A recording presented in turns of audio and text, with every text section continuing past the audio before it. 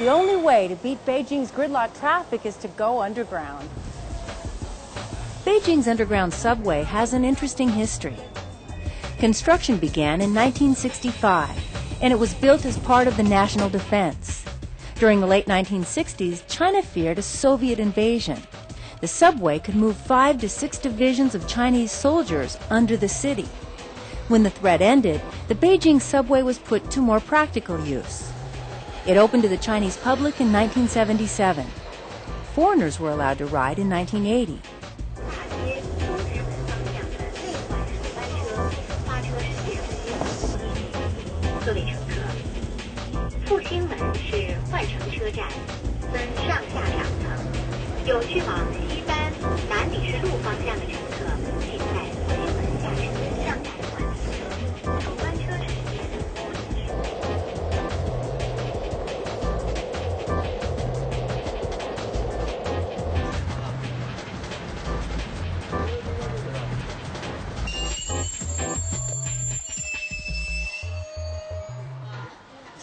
Today, over 2 million people ride the Beijing subway every day.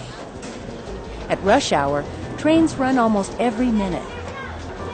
If you've ever ridden mass transit in the United States, you should feel comfortable in Beijing's subway.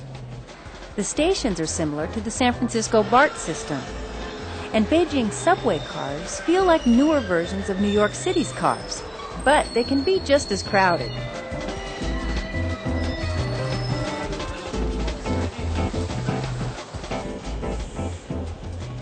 The crowds will increase during the Olympics, but so will subway service and routes. This map shows the existing Beijing subway system.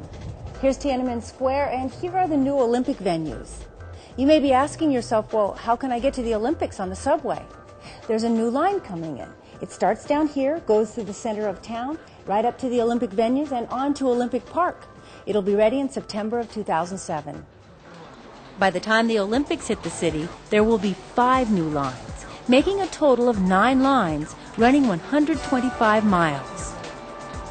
When Olympic visitors get on the subway, they'll probably discover it's the fastest and most reliable way to get to the Games. But wait, what if you're on a crowded train? How do you know if your stop is coming up? The next station is Wangfujing.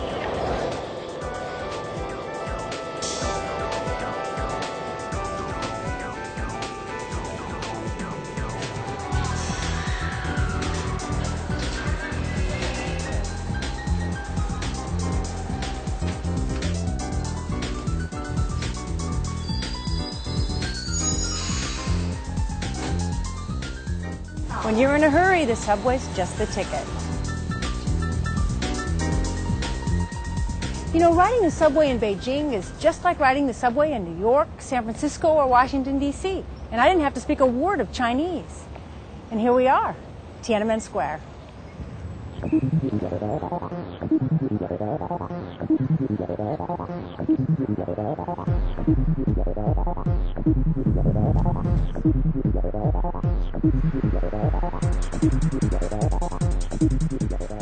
Taxis navigate traffic anarchy, looking for fares. But this parking lot is packed with empty cabs. Why? Because taxi drivers here are taking mandatory English classes to get ready for the 2008 Beijing Olympics.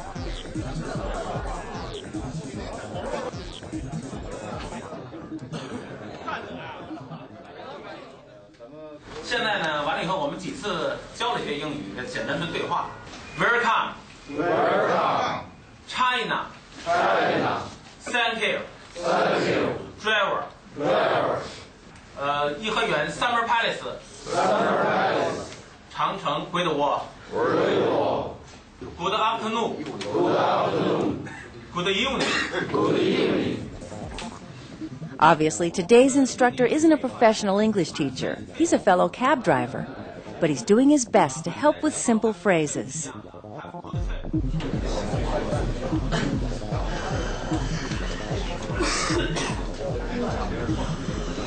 Good time, good day 就代表表哪天什么时间。 If your first language is Chinese, English is hard to learn. But these drivers attend class every Saturday. How is it dealing with people who don't speak Chinese?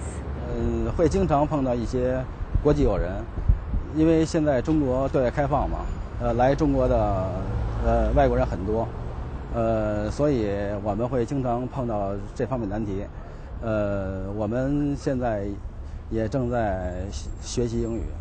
And how are your English classes going? Do you like it? 还可以吧。我们现在每个星期都要抽出最少1天至2天的时间要学习英语。我觉得对我们这个职业，对我们这个行业，包括今后的奥运都是非常有好处的。 After English class, these cab drivers are ready to hit the streets of Beijing for another shift. Maybe they'll get to try out a few new phrases. One helpful phrase might be "no smoking, please," since Beijing just passed a law banning smoking in taxis. There are more than 60,000 cabs in Beijing. They come in a lot of shapes and colors, and finding one is pretty easy. Getting around in a Beijing taxi is a bargain compared to American or European cabs. The fare is 10 yuan for the first 3 kilometers, or $1.30 for around 2 miles. From there, it's another 2 yuan for every kilometer, or about 43 cents for every additional mile. A taxi ride from Beijing's airport to a luxury downtown hotel averages about $15. You can also negotiate to rent a cab for the entire day and leave the city for destinations like the Great Wall. Daily rates run about $70. With the U.S. putting pressure on China to up the value of its currency against the dollar, a taxi ride could cost you more when you're here for the Olympics. Within city limits, taxis can take you to check out any of Beijing's historic sites, like the Forbidden City, Tiananmen Square, or the Temple of Heaven. The challenge in taking a taxi may be communicating with your driver. I'm going to take a taxi to the Temple of Heaven. Good morning. Good morning. Temple of Heaven, please. If your cab driver doesn't understand your English, you can bring a card with Chinese characters written on it or a tourist map. Okay.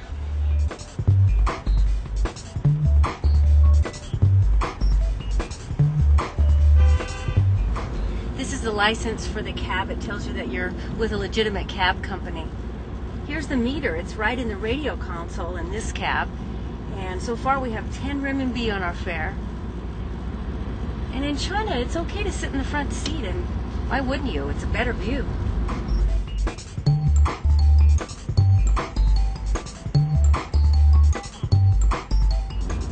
Here's something you don't see people in China doing very often. They don't buckle up. I was impressed, though, the cab driver did. If you think jumping in a Beijing taxi may be nerve-wracking, don't worry. You'll hear a comforting voice. Hello, passengers. Welcome to take Beijing Taxi, and your advice on our service is appreciated. The first thing that will strike you about the ride is just how crazy Beijing traffic is.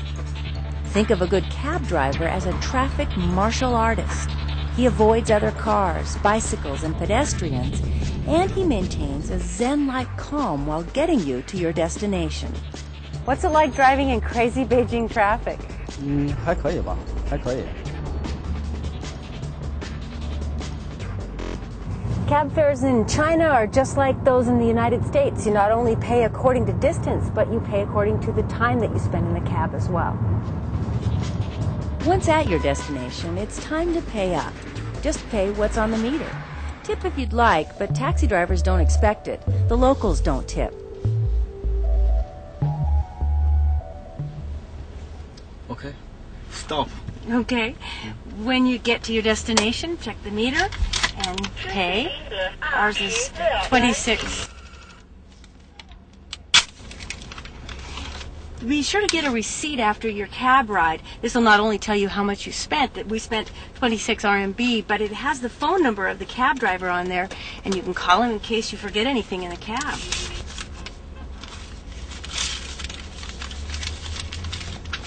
谢谢。